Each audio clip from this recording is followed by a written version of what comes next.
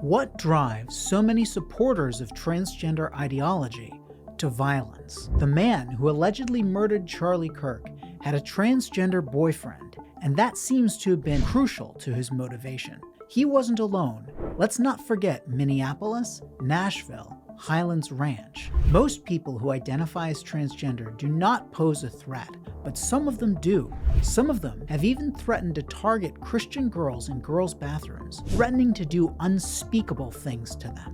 What drives this hatred? I'd suggest the rhetoric of the Human Rights Campaign is at least partly to blame. The Human Rights Campaign publishes a report about the epidemic of violence transgender people supposedly face. It claims that violence traces back to anti-trans stigma and discrimination, such that policies preventing men from competing in women's sports or keeping boys out of girls' restrooms are inspiring violence. It lists the deaths of people who identify as transgender, suggesting this data reveals a higher homicide rate than the general population.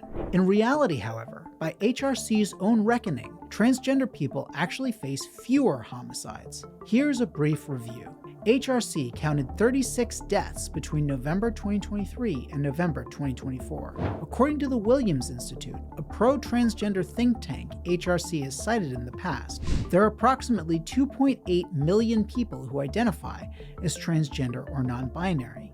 That yields a rate of 1.29 homicides per 100,000.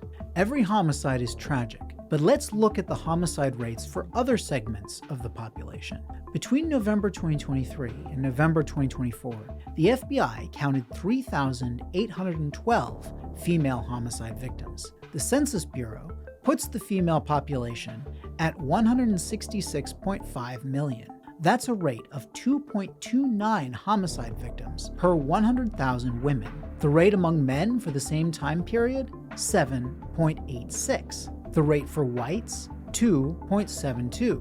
Blacks, 17.5. Hispanics, 4.2. The DC homicide rate in 2024, 27.3. The overall US homicide rate in 2023, 5.6. In other words, using the Human Rights Campaign's own data, the transgender homicide rate pales in comparison to most homicide rates. This suggests you are actually safer identifying as transgender than not, at least for homicide purposes. Then, if you actually look at the specific cases, you'll find that most of these victims didn't die from gender-motivated attacks. An ex-boyfriend killed Chuquan Hamilton, for instance. In some cases, authorities concluded that an HRC-counted homicide may have actually been an accident. Every death is tragic, but it's important to set the record straight.